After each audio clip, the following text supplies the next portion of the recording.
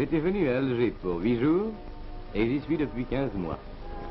Après avoir publié une dizaine de romans, je désirais me renouveler. Je voulais un cadre qui fût digne d'un sujet neuf et fort, et ayant parcouru l'Europe et le bassin méditerranéen, j'arrivais ici un peu par hasard.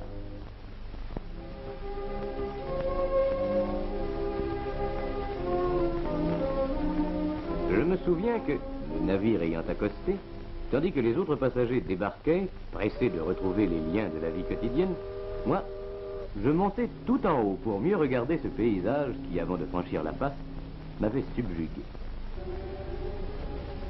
Horizontale paisible, des jetées, mots, les coques puissamment assises sur l'eau, et, lignes de force, les obliques et verticales des cheminées, grues et mâts. Dominant les boulevards en ascension vers l'air et la lumière, immeubles et buildings montés à l'assaut des collines.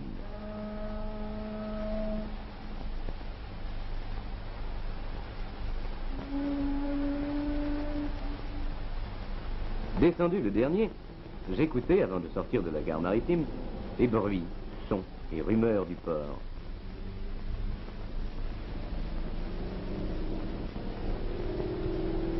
Dans le taxi qui m'emmenait, je me sentais exaucé, comme qui vient de rencontrer la femme dont il rêvait obscurément.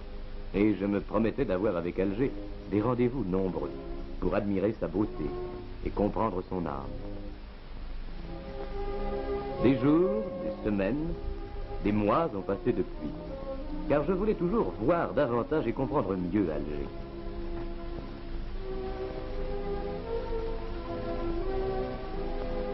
J'ai vu les rues. Quelques-unes, pour protéger les passants du soleil, furent bordées d'arcades quand on les construisit autrefois. Autrefois, c'est-à-dire voici 50, 100 ans, passé lointain pour la plus jeune des capitales. On y renonça assez vite, car à tous les tournants, de l'ombre fraîche ou froide est projetée.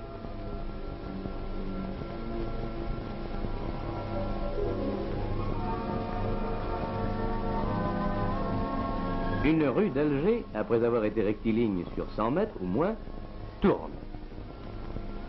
Fantaisie, indiscipline des bâtisseurs? Non. Nécessité, car il a fallu suivre les courbes de niveau des anciens ravins, dont certains subsistent en partie, sur lesquels, en 1000 endroits, la cité est bâtie.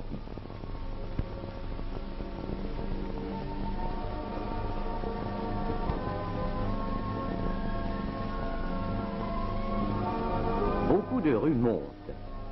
Formant rampe, l'une se détache parfois pour en surplomber une autre. Les rampes du port inversent brusquement leur direction, telles les branches à demi dépliées d'un maître de menuisier. Cette rue a dû se creuser en tunnel avant de monter.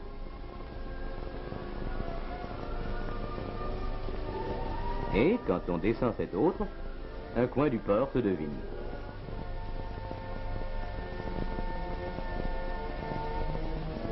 Pour vaincre la pente trop rude, maintes rues, qu'empruntent des trames articulées, montent et tournent à la fois.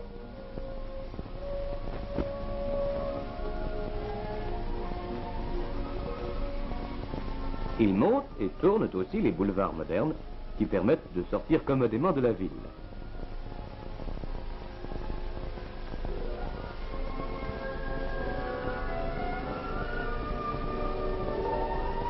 Mais boulevards et rues doivent abdiquer quand la pente devient trop forte. En maints endroits, il a donc fallu recourir aux escaliers. Ils relient parfois deux rues parallèles à 30 mètres l'une de l'autre, dont l'une domine l'autre de 30 mètres aussi. Il y a ceux du port.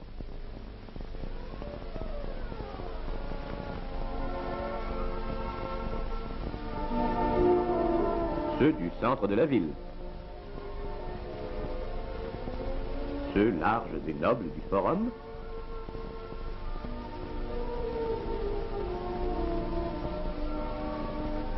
Et ceux de l'université. Ces escaliers et ces rues obliques coupent de grandes voies qui, suivant à peu près la ligne du rivage, s'étendent sur la dizaine de kilomètres où se déploie Alger.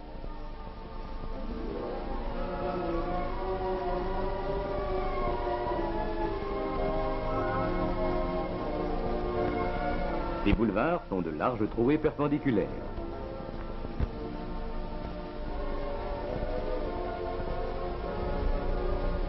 Ils vont des collines vers la mer et offrent, avec de verdoyants jardins, des échappées vers la baie.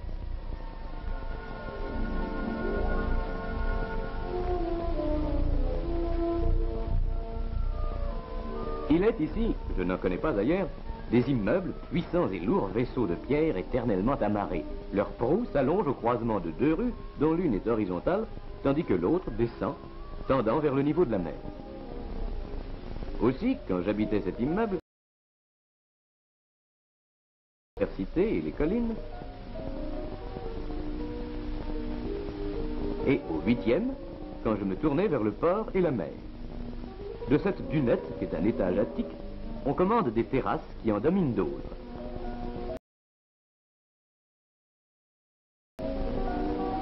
Le soleil pleut sur elles, il les inonde et elles débordent de lumière.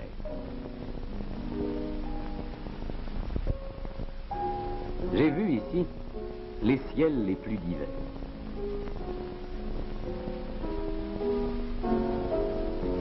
J'aime monter vers le bleu du ciel pour découvrir le panorama qui, du haut de la colline de la Bouzarea, révèle une partie de la ville, car de la terre, jamais Alger ne se découvre entièrement.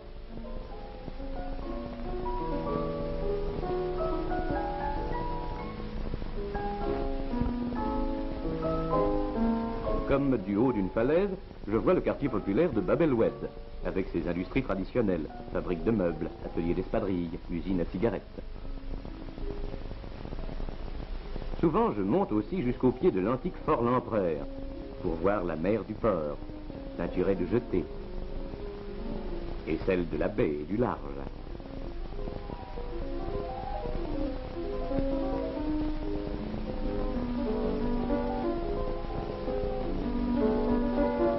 Mais il me faut aller à quelques kilomètres de là pour que se complète le panorama que je contemplais de la Bouzarea. À mes pieds, Bellecour et ses ateliers. Au loin, étagés sur un large amphithéâtre, les quartiers résidentiels de la rue Michelet et du boulevard du Telemli. Redescendu en ville, je remarque que les mosquées séculaires doivent, à la chaux dont elles sont peintes, de paraître neuves.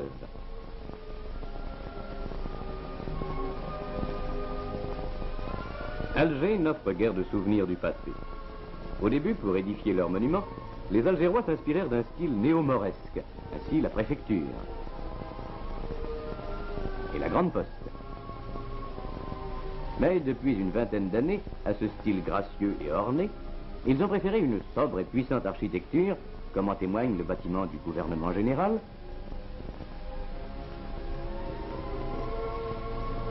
et le nouvel hôtel de ville. Les jardins ici sont presque tous en déval.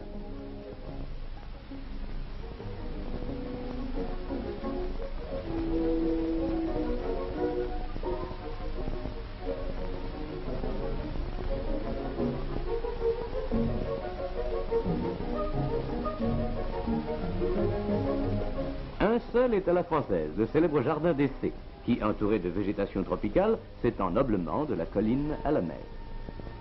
Les Algérois que je croise dans les rues, je commence à bien les connaître. Ils sont nés de pères et de grands-pères nés ici, ou s'ils sont arrivés de Calvi, Toulouse, Paris ou Strasbourg, voici 5 ans, ils se sont vite acclimatés et enracinés.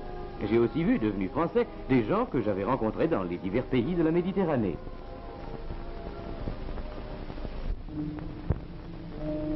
Cette charcuterie, mais je suis à Mahon.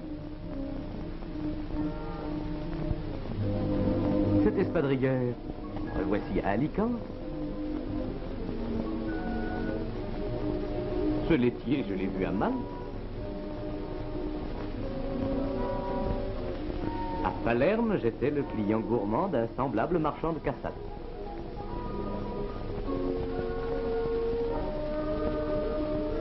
Les cousins de ces pêcheurs lancent leurs filets devant Naples et Ischia.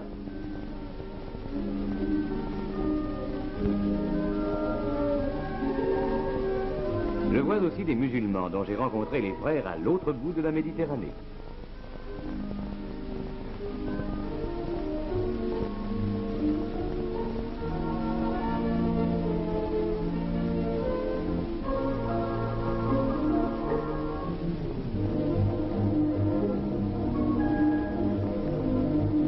foules ici ne sont pas grises et ternes comme dans bien des grandes villes d'Europe. Et la circulation a le régime des oueds du pays. En quelques instants, elle se tarit ou déborde. Les automobilistes s'impatientent facilement, pressés de dépasser qui les précède, de parvenir vite au but.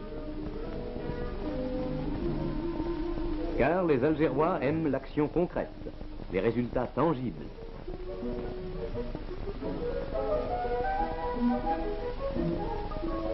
Les enfants sont drus, volontaires.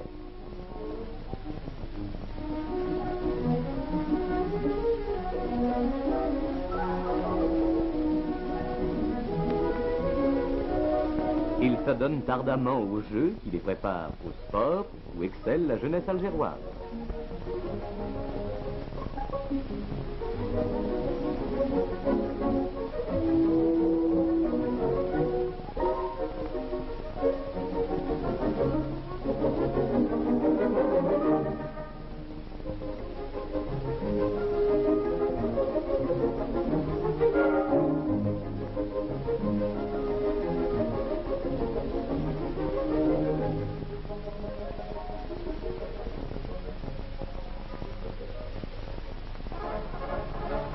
Les concours hippiques internationaux sont suivis avec passion par les Algérois élégantes.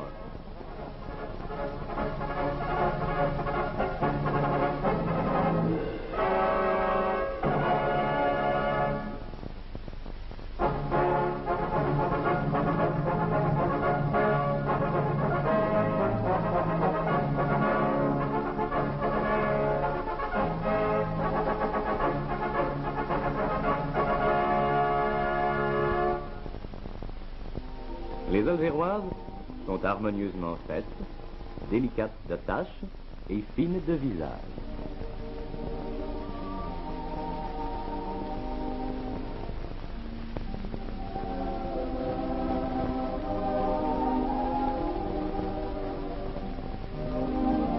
Elles aiment les arts, le théâtre, la musique. Les Algérois apprécient celles qu'à la salle borde, aux jeunes et aux adultes, apportent solistes et orchestres français et étrangers, comme celles fraîches et naïves des fanfares dans les quartiers populaires.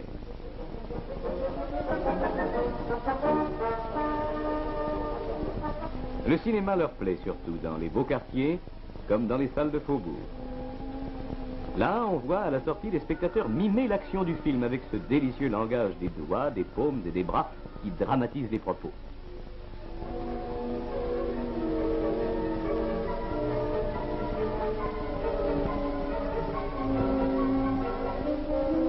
Mais je connais aussi leur labeur. Dans les chantiers, bureaux, magasins et ateliers, ils travaillent, sachant qu'ils contribuent à l'œuvre commune, dans l'horreur de la servilité, avec un goût bien méditerranéen de l'indépendance.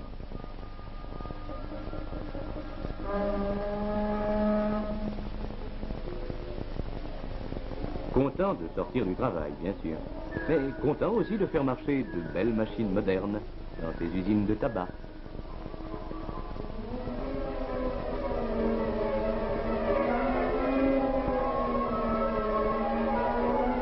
Des papeteries.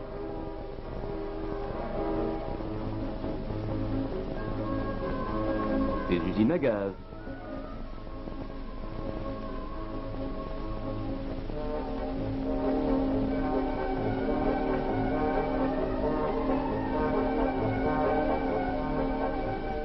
Ou ces ateliers de chemin de fer.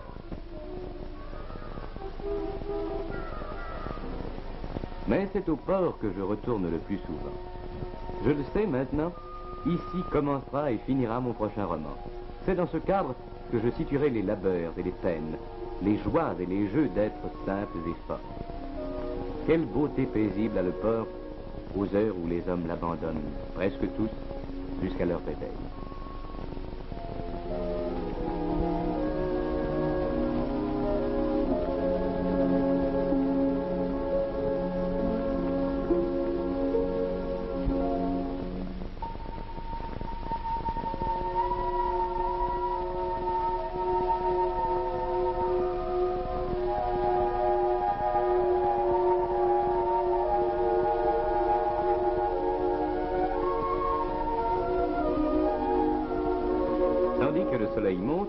Sur les coques, les jeux mouvants des reflets s'élargissent.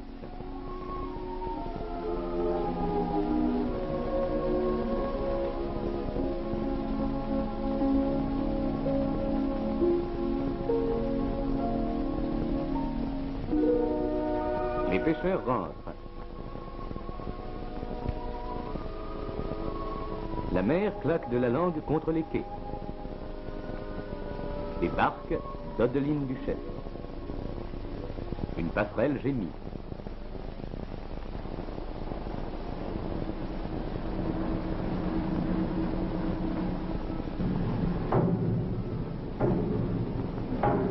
Les hommes reprennent leur travail, pendant qu'au-dessus, les mouettes s'ébattent.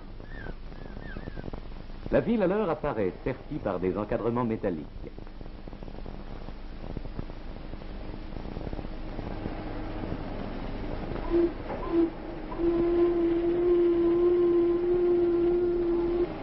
Les treuils des navires déroulent leurs filins.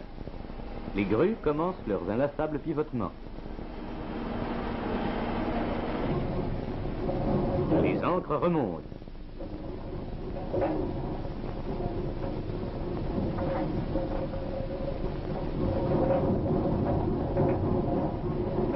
Les câbles se tendent.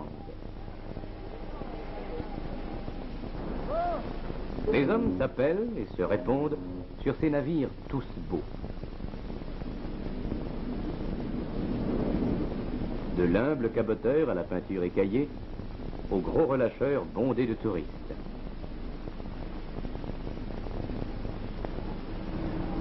Des cargos trapus aux fins paquebots.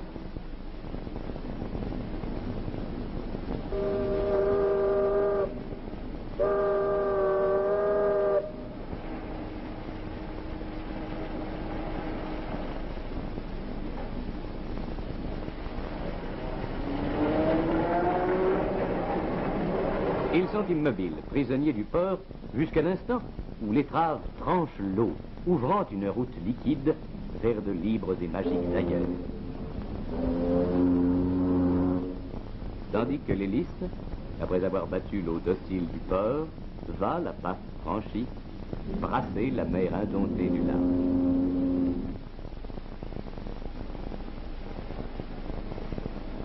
Je sais que cette beauté est un reflet sensible de la vie d'un grand port, et je sais voir toutes les tâches qui s'accomplissent ici, où des divers horizons du monde sont accueillis et envoyés les produits du travail des hommes d'Algérie, de France et de tous les autres pays.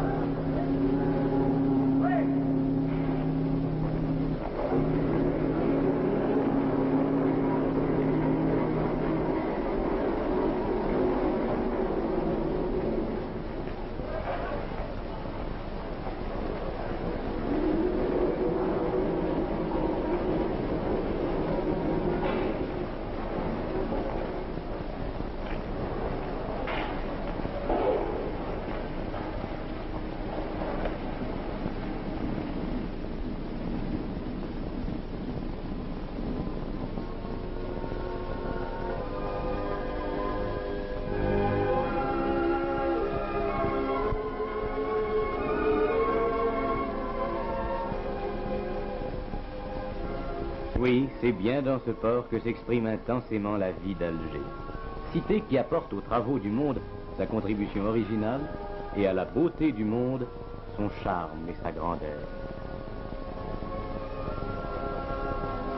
Cité que j'ai faite mienne depuis le jour où je suis venu, j'ai vu et j'ai été conquis.